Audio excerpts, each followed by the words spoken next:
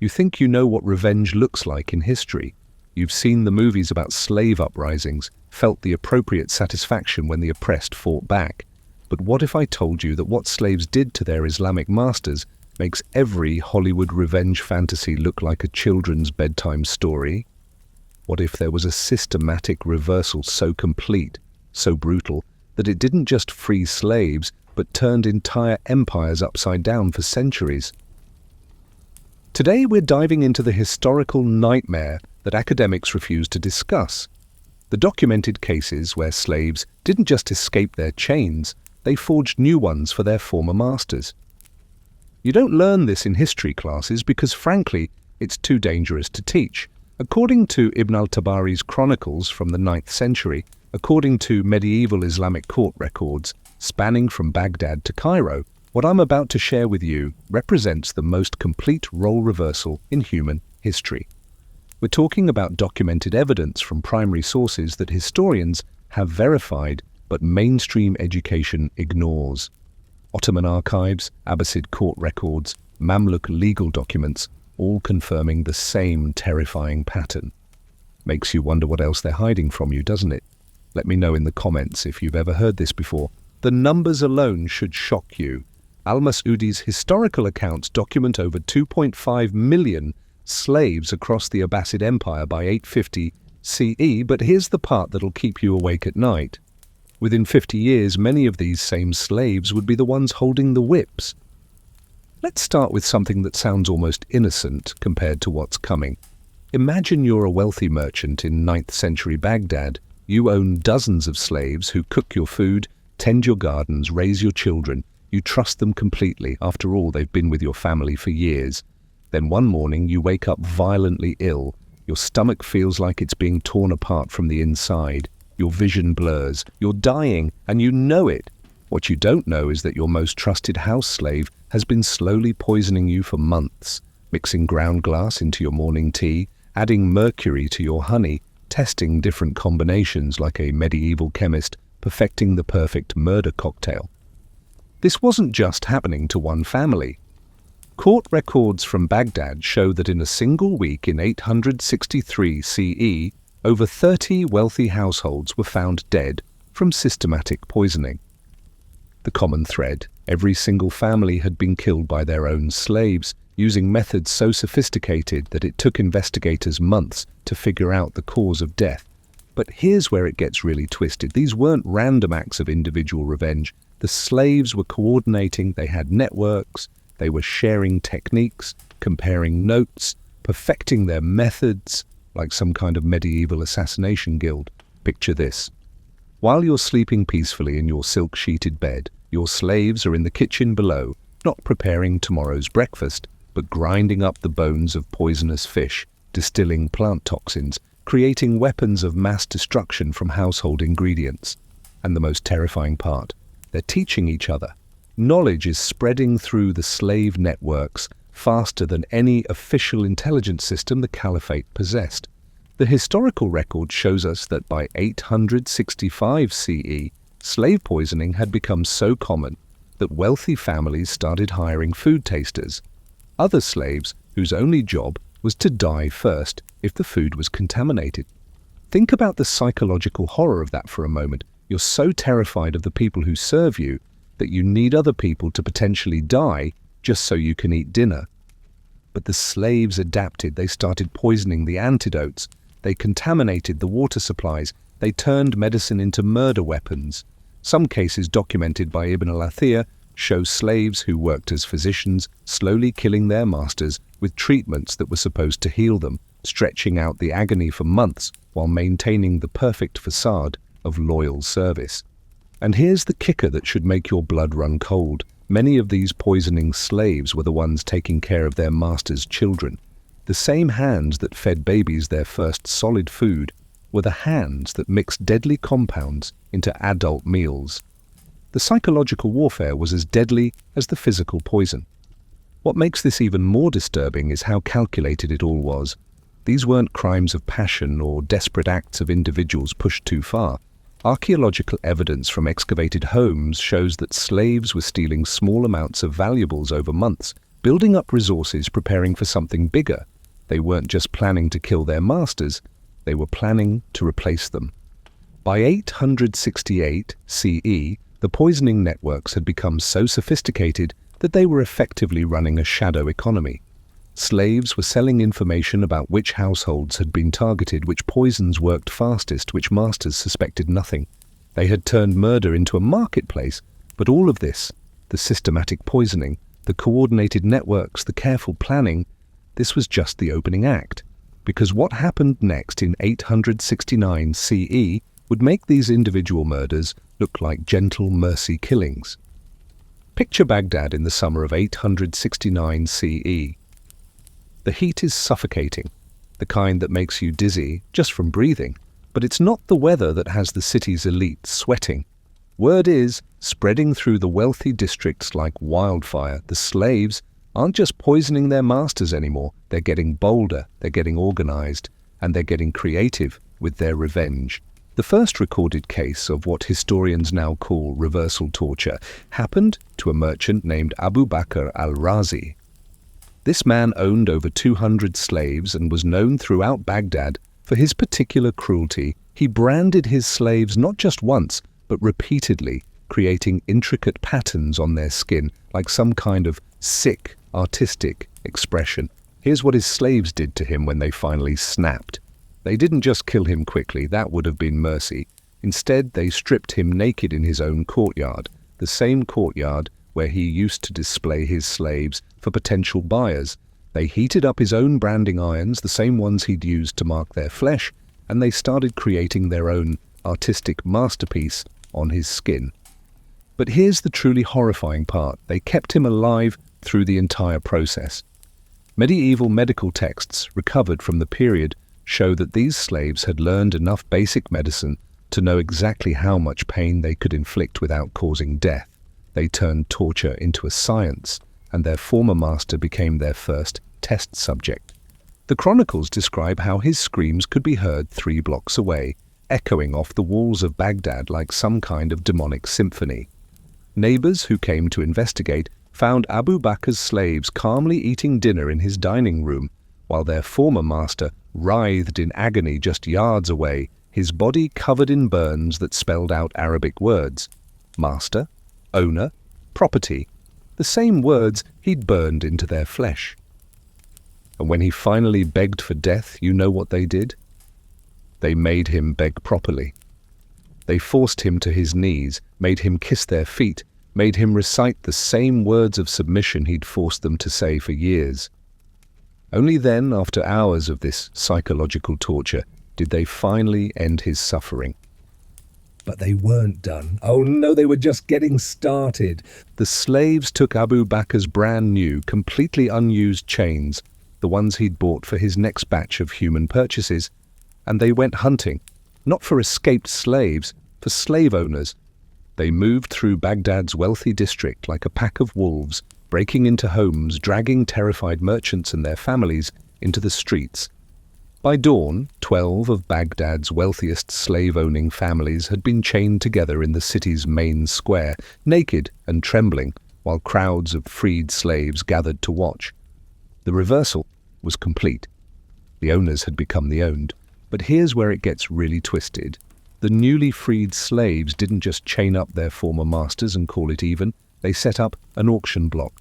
Right there in the square where slaves had been sold for decades, they started auctioning off their former owners to the highest bidder. And the bidders? Other freed slaves who had pooled their stolen money together, eager to own a piece of their former oppressors. Contemporary accounts describe scenes that sound like something out of a fever dream. Former masters being inspected like livestock, their teeth checked, their muscles felt, their age estimated by potential buyers who had once stood on those same auction blocks themselves. The psychological torture was arguably worse than the physical pain. Imagine being a man who had bought and sold hundreds of human beings, suddenly finding yourself stripped naked while crowds of your former property examine you like a piece of meat, commenting on your flaws, negotiating your price. The going rate for a former slave owner was about 50 dinars, roughly half what they used to pay for a good slave.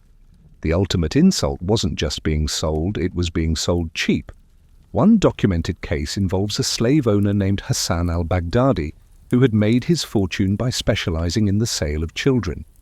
When the slaves got their hands on him, they didn't just auction him off to the highest bidder, they sold him to a former child slave who had grown up under Hassan's ownership, who had been sold by Hassan at age 7 and had spent 15 years dreaming of revenge. The buyer's first act as Hassan's new owner? He branded him with a child-sized iron, the same size Hassan had used on 7-year-olds. The symbolic justice was as brutal as it was poetic, but individual revenge, as satisfying as it might have been, was nothing compared to what was brewing in the marshlands of southern Iraq. Because while these urban slaves were settling scores with individual masters, a man named Ali ibn Muhammad was organizing something that would make Baghdad's auction block reversals look like gentle pranks. He was building an army, not just any army, an army of the most brutalized, most motivated, most furious soldiers the world had ever seen. An army of former slaves who had nothing left to lose and everything to gain. And when this army finally marched, it wouldn't just reverse the master-slave relationship in individual homes, it would flip an entire empire upside down. What happened next wasn't just revenge, it was a complete rewriting of the social order, carried out not with laws or negotiations, but with blood, fire, and a level of systematic brutality that makes modern horror movies look like Disney films. That's messed up, right? Give this a like if you agree. The year was 869 CE, and a former slave named Ali ibn Muhammad had done something that should have been impossible. He had united over 500,000 African slaves working in the salt marshes of southern Iraq into a single, coordinated military force. But this wasn't just any rebellion, this was a revolution with a detailed plan, sophisticated tactics, and a level of organizational skill that would have impressed modern military strategists. Here's what makes this terrifying. These slaves didn't just want freedom, they wanted revenge, complete, total, systematic revenge against every single person who had ever participated in the slave trade. And they had the numbers, the motivation, and the strategic intelligence to actually pull it off. The first target was the town of Al-Ubula, a major slave trading hub where thousands of Africans had been processed, branded, and sold over the decades. The attack came at dawn, but this wasn't a chaotic mob of angry slaves. This was a coordinated military assault with multiple flanks, siege equipment built from stolen materials, and battle tactics that caught the professional soldiers completely off guard. But here's the part that medieval chroniclers found most disturbing: what the slaves did after they won. They didn't just kill the slave traders. Death would have been merciful. Instead, they recreated the entire slave market system with the roles reversed. Every slave trader, every merchant who had profited from human misery, every official who had stamped the documents, they all found themselves naked in chains, standing on the same auction blocks where they had sold human beings for years. But the freed slaves had learned lessons their masters never intended to teach them. They had watched, absorbed, and perfected every technique of dehumanization, every method of psychological torture, every way to break a person's spirit without breaking their body. The former slave traders were branded with hot irons, just like they had branded their merchandise. But the slaves were creative. They didn't just use the standard ownership marks. They branded their former masters with obscene insults, with the names of slaves who had died under their care, with detailed descriptions of the tortures they were about to endure. One documented case describes a slave merchant named Yaqub al-Basri who had specialized in the sale of young women. When the Zanj rebels captured him, they didn't just kill him or even just enslave him. They forced him to watch as they systematically destroyed everything he had built, his business, his family's wealth, his social connections. Then they made him serve as a public demonstration of what happened to slave traders. They kept him in a cage in the center of their new capital city, Al-Mukhtara, where former slaves could come and spit on him, beat him, or simply stare at the man who had once held the power of life and death over them. For months, he was fed the same watery gruel he had fed to slaves being transported to market. He was given the same tiny water rations. He slept on the same filthy straw. But the psychological torture was worse than the physical deprivation. Every day, the slaves would bring him detailed reports of how his former slaves were doing, how they had taken over his properties, how they were living in his house, sleeping in his bed, eating from his plates. They would describe in elaborate detail how much better their lives had become since he was removed from them. The message was clear. You weren't just wrong to enslave us. You were unnecessary. We're better off without you. Your entire existence was pointless, except as an obstacle to our happiness. And this wasn't happening to just one slave trader. This was the systematic policy of the Zanj Rebellion across hundreds of square miles of territory. Every town they captured, every slave market they overran, the same reversal played out with mechanical precision. But here's where it gets really sophisticated. The Zanj rebels weren't just acting out of emotional revenge. They were implementing a complete economic system based on the reversal of slave-master relationships. Former slaves became the ruling class, former masters became the labor force, and the entire economic structure of southern Iraq was flipped upside down. They established their own courts where former slaves served as judges, presiding over cases involving their former masters. They created their own military ranks where the highest positions were reserved for those who had suffered the most under slavery. They built their own cities where former slave quarters became palaces and former masters' houses became barracks for forced laborers. The administrative records that survived show a level of organization that would have impressed the Abbasid bureaucrats. They had tax systems, military hierarchies, legal codes, trade relationships with outside groups. This wasn't just a chaotic uprising, it was an alternative government that happened to be run by people who had spent their lives studying oppression from the receiving end. And their military success was staggering. For 14 years, this slave army not only held territory against the full might of the Abbasid Empire, they expanded it. They defeated professional armies, captured major cities, and came within striking distance of Baghdad itself. At one point, they controlled territory that housed over 2 million people, an entire nation carved out by former slaves who had turned their intimate knowledge of oppression into the foundation of their own empire. The most terrifying aspect of their success was how they recruited new soldiers. Every slave they freed didn't just join their cause, they brought detailed intelligence about their former masters' weaknesses, their wealth, their connections, their fears. The Zanj rebels had created a feedback loop where every act of liberation generated more information that made their next attack more effective. They knew which merchants hoarded gold and where they hid it. They knew which officials were corrupt and could be turned or blackmailed. They knew which families had dirty secrets that could be exploited. They had created an intelligence network that no traditional government could match because it was built on intimate, personal knowledge of the enemy. But the psychological warfare was perhaps their most effective weapon. News of what the Zanj rebels did to captured slave owners spread throughout the Islamic world like wildfire. Slave owners hundreds of miles away from the rebellion started having nightmares about their own slaves. Paranoia crept into every household that relied on forced labor. The mere existence of the Zanj Rebellion proved something that the entire slave-owning class had desperately wanted to believe was impossible, that slaves could not only organize effective resistance, but could actually build something better than what their masters had created. And that terrifying possibility was about to spread far beyond the marshes of Iraq. By 1250 CE, something unprecedented was happening across the Islamic world. The nightmare that had started in the Iraqi marshes had evolved into something far more sophisticated and infinitely more terrifying. Slaves weren't just rebelling anymore, they were taking over entire empires and ruling them better than their former masters ever had. The Mamluks of Egypt represent the ultimate horror story for anyone who has ever owned another human being. These weren't just escaped slaves who had seized temporary power during a moment of chaos. These were former slaves who had systematically murdered their way to the top of one of the most powerful empires in the world, and then established a dynasty that would rule for over 250 years. Here's how it started, and I promise you, this makes every political thriller you've ever watched look like amateur hour. Still think you know history? Hit like if this surprised you.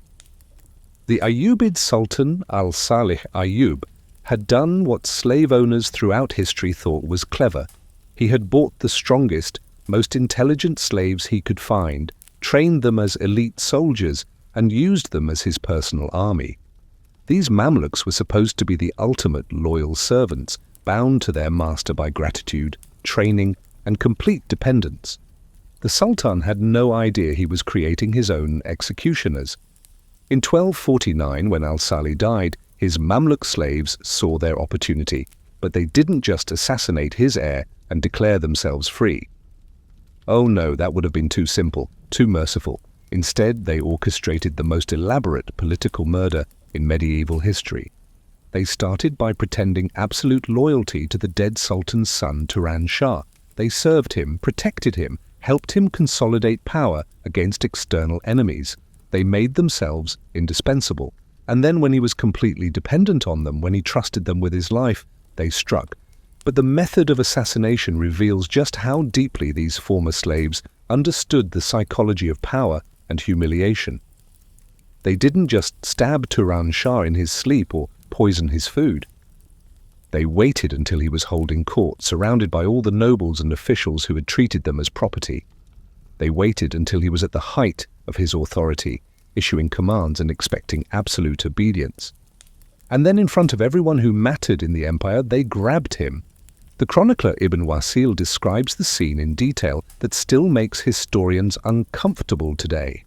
The Mamluks dragged Turan Shah from his throne, stripped him naked in front of his entire court, and then took turns beating him with the same type of wooden rods that had been used to discipline them when they were slaves. But they kept him alive for hours. While his nobles watched in horrified silence, the Mamluks systematically humiliated every aspect of his identity as a ruler. They made him beg for water. They made him crawl on his hands and knees. They made him repeat the words of submission that slaves were required to say to their masters. And only after he had been completely broken, after his authority had been publicly destroyed in the most graphic way possible, did they finally kill him. But here's the part that should make your blood run cold. They didn't stop with the Sultan. Every member of the Ayyubid royal family, every noble who had participated in the slave system, every official who had enforced the laws that kept them in bondage, they all got the same treatment. The Mamluks had created an assembly line of revenge. They would capture a nobleman, force him to watch as his family was enslaved using the same methods that had been used on them, and then make him serve as a slave himself before finally executing him. The psychological torture was as systematic as the physical brutality.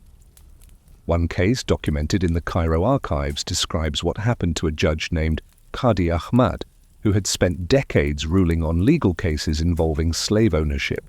The Mamluks captured him and established their own court, with former slaves serving as judges.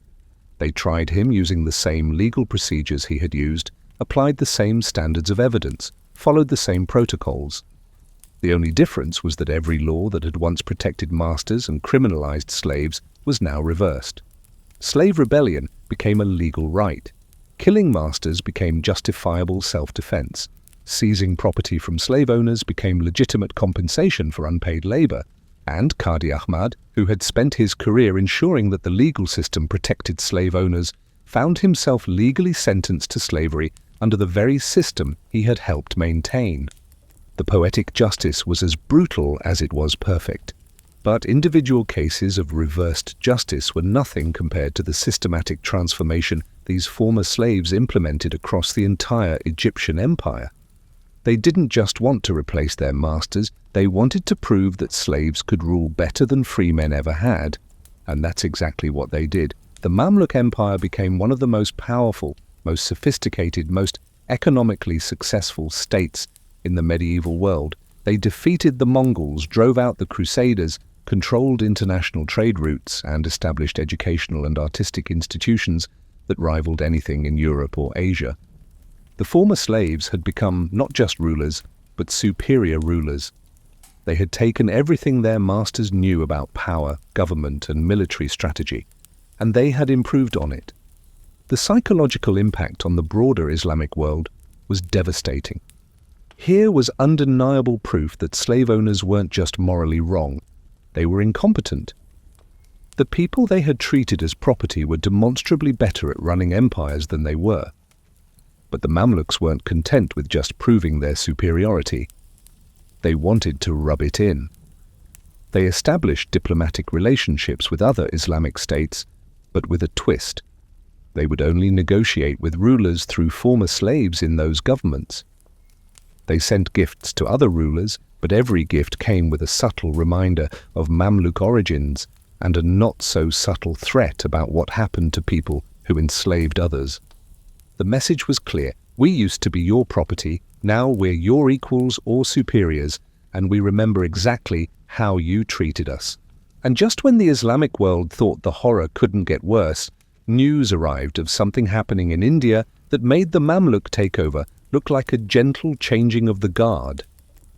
What happened in Delhi between 1206 and 1526 represents the ultimate nightmare scenario for anyone who has ever owned another human being. It wasn't just one former slave seizing power temporarily. It wasn't just a dynasty founded by ex-slaves, it was something far more psychologically devastating. It was 5 consecutive slave dynasties ruling over the descendants of their former masters for over 300 years. Think about that for a moment. 3 centuries. That's long enough for the great-great-great-grandchildren of slaves to rule over the great-great-great-grandchildren of slave owners. It's long enough for the power reversal to become so complete, so permanent, that it stopped being a reversal and became the natural order. The first of these slave rulers was Qutb-ud-Din Aibak, and his story reads like the ultimate revenge fantasy brought to horrifying life.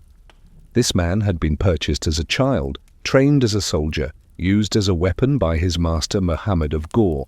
He was property, a tool, a thing that his owner used to conquer territory and kill enemies. And then his master died. Most slaves in this situation would have been transferred to a new owner, sold off, or killed to prevent rebellion. But Qutb-ud-Din was in command of an army at the time of his master's death, and he made a decision that changed the course of Indian history. He didn't free himself and disappear. He didn't just declare independence and try to carve out a small territory. Instead, he claimed his master's entire empire as his own personal property. Every city his master had conquered, every treasure his master had accumulated, every noble who had served his master, all of it now belonged to the former slave. But here's the part that makes this story transcend simple political opportunism and enter the realm of systematic psychological warfare. Qutb-ud-Din didn't just rule the empire. He redesigned it as a deliberate inversion of everything his master had built. Every position of authority that had been held by freeborn nobles was given to former slaves. Every policy that had benefited slave owners was reversed.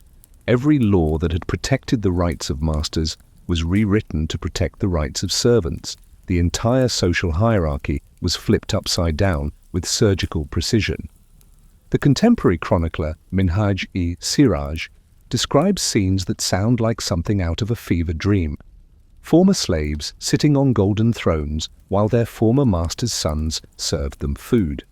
Ex-servants wearing their former owners' clothes while the owner's children dressed in simple servant garb. The entire visual language of power and submission had been reversed. But Qutb-ud-Din wasn't content with just symbolic reversals. He implemented policies that were specifically designed to ensure that former slave owners could never regain power. He established a legal system where the testimony of a former slave was worth more than the testimony of a former master. He created tax structures that redistributed wealth from old noble families to former servants. He built an administrative system where knowledge of slavery and oppression was considered a qualification for government service. The message was unmistakable. If you want to understand how to rule justly, you need to understand what it feels like to be ruled unjustly. And who better to teach that lesson than people who had experienced injustice firsthand? But individual psychological warfare, as satisfying as it might have been, was nothing compared to the institutional changes these former slaves implemented. They didn't just want revenge against specific people, they wanted to create a system where slavery became impossible. And that's exactly what they built. The Delhi Sultanate under slave rule became the first major Islamic state to systematically discourage slavery. Not because they were opposed to the institution in principle, but because they understood from personal experience that slaves always, eventually, find ways to turn the system against their masters. They knew every trick, every loophole, every weakness in the master-slave relationship because they had lived it. They knew how slaves communicated in secret, how they organized resistance, how they identified opportunities for rebellion. They knew because they had done all of these things themselves. So they created a government structure designed to make slave rebellion unnecessary by making slavery unprofitable and dangerous for potential masters. The economic policies alone were masterpieces of reversed psychology. They taxed slave ownership so heavily that it became cheaper to hire free workers. They created legal protections for servants that made it almost impossible to treat workers badly without facing punishment. They established courts where former slaves served as judges in cases involving labor disputes. But the most brilliant aspect of their system was how they handled the psychological needs of former masters. They didn't just humiliate the old nobility, they gave them a path to redemption that required them to actively participate in the dismantling of the slave system. Former slave owners could regain social status and political influence, but only by demonstrating their commitment to ending slavery. They had to free any slaves they still owned, pay reparations to former slaves, and publicly renounce their previous participation in the slave trade. And here's the truly diabolical part: they had to do all of this voluntarily without coercion, as a demonstration of their genuine moral transformation. The former slaves had created a system where their former masters had to beg for forgiveness and prove their worthiness to be accepted back into society. The power dynamic hadn't just been reversed. It had been completely reimagined, with the former slaves as the moral authorities and the former masters as the supplicants seeking redemption. Ibn Battuta, who visited Delhi during this period, describes a society that had achieved something unprecedented in human history: a stable, prosperous, powerful state ruled by people who had once been property, where former property owners lived peacefully under the authority of their former possessions. The psychological impact of this success rippled throughout the Islamic world. Here was proof that slavery wasn't just morally wrong or economically inefficient. It was strategically stupid. Every slave you owned was a potential future ruler who was studying your weaknesses and learning how to defeat you. The Delhi Sultanate had become a 300-year advertisement for the dangers of owning other human beings. And the advertisement was written in the blood, sweat, and tears of everyone who had ever thought that enslaving others was a good idea. But even this wasn't the end of the horror story for Islamic slave owners, because while the Delhi Sultanate was proving that former slaves could rule better than their masters, another group of former slaves was preparing to demonstrate something even more terrifying. What I'm about to tell you represents the final and most psychologically devastating chapter in this story of reversed power. The moment when former slaves didn't just prove they could rule better than their masters, but demonstrated that they could create a system so superior that their former masters' descendants would spend centuries trying to copy it. The Ottoman Janissary Corps represents the ultimate evolution of the slave-to-master transformation. These weren't just individual slaves who seized power during moments of chaos. These weren't just former slaves who established temporary dynasties. These were slaves who became so indispensable to their masters that they gradually, systematically, methodically took control of the entire empire from the inside. And the most terrifying part? Their masters never saw it coming. The system started innocently enough. Ottoman sultans, learning from the mistakes of other Islamic rulers, thought they had found the perfect solution to the slave rebellion problem. Instead of buying adult slaves who might remember freedom, they would take children, raise them from infancy in complete loyalty to the state, and create a slave army that would never dream of rebellion. The devshirme system was supposed to be foolproof. Christian children, taken so young they barely remembered their families, raised as Muslims, trained as elite soldiers, completely dependent on their masters for identity, purpose, and survival. These Janissaries were supposed to be the ultimate loyal servants. But the Ottomans had made the same fatal mistake that every slave owner in history has made. They underestimated the intelligence, patience, and long-term strategic thinking of the people they had enslaved. The Janissaries spent centuries playing the perfect servants while quietly building their own power base. They started by making themselves indispensable, becoming not just soldiers, but administrators, engineers, diplomats, and advisors. They positioned themselves at every level of government, always helpful, always competent, always absolutely essential to the functioning of the empire. And then, when they had become so integrated into the power structure that removing them would have meant destroying the empire itself, they made their move. But this wasn't a violent coup or a dramatic rebellion. This was something far more sophisticated and infinitely more humiliating for their masters. The Janissaries simply started refusing orders they didn't like. At first, it was small things: a military campaign they considered unwise, a policy they thought was inefficient, an appointment they believed was inappropriate. They would present their objections respectfully, offer alternatives, and usually get their way because, frankly, they were often right. But gradually, the dynamic shifted. The sultans found themselves having to negotiate with their own slaves. They had to convince their property to cooperate. They had to seek approval from people who were theoretically completely under their control. The psychological reversal was complete, even though the legal framework remained unchanged. The Janissaries were still technically slaves, but they were slaves who had to be consulted on every major decision. They were property that owned the government. And when sultans tried to reassert traditional master-slave authority, the results were swift and brutal. In 1622, Sultan Osman II decided he had had enough of Janissary independence. He was going to disband the corps, replace them with a new army, and restore traditional Ottoman autocracy. The Janissaries' response was to drag him from his palace, strangle him with a bowstring, and install a more cooperative sultan in his place. The message was unmistakable: you may call us slaves, but we decide who rules this empire. For the next 2 centuries, the Ottoman Empire was effectively governed by former slaves who maintained the fiction of serving their masters while actually controlling every aspect of policy. Sultans became figureheads who reigned at the pleasure of their own property.